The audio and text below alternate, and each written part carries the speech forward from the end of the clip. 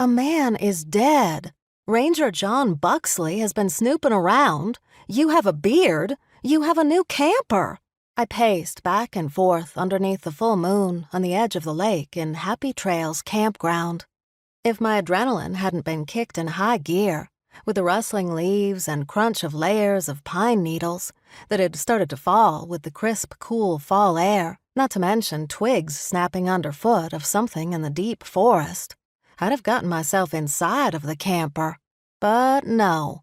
I just found out Hank Sharp, my boyfriend, was wanted for questioning in a murder case a few hundred miles from the Daniel Boone National Forest, where I owned and ran Happy Trails Campground in Normal, Kentucky. Yes, I did get rid of my camper because I needed to not be found. Yes, I've grown a beard, so no one from the Mammoth Cave district would recognize me. I had no idea where this was going, because he'd all but said he killed the guy while he was a ranger in that area. And I haven't gone to the sheriff's department to see Granny, because I didn't know if John Buxley had gotten to Al Hemmer yet. Hank sat on the rock by the large campfire I had next to the lake for the guests to enjoy. Truth be told, I was a smidgen upset with him.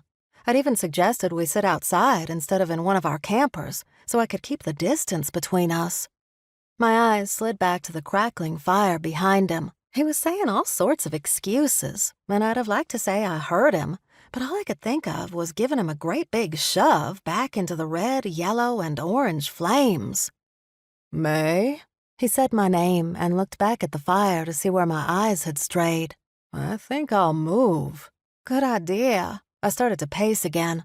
Do you know what kind of position you've put my business in? Forget me. What about the campground? I have all of these tourists staying here, and it wouldn't look so great if it was raided and someone was dragged out in cuffs.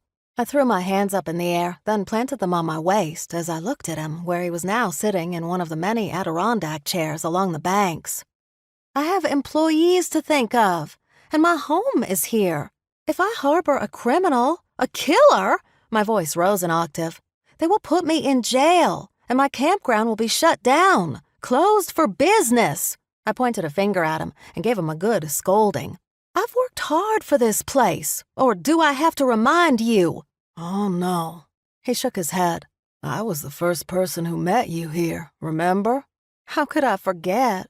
At that time, and many jobs past, Hank was an agent, and my ex-Ponzi scheming husband had escaped from prison, only to be found dead, floating in the very lake where Hank and I were at this moment.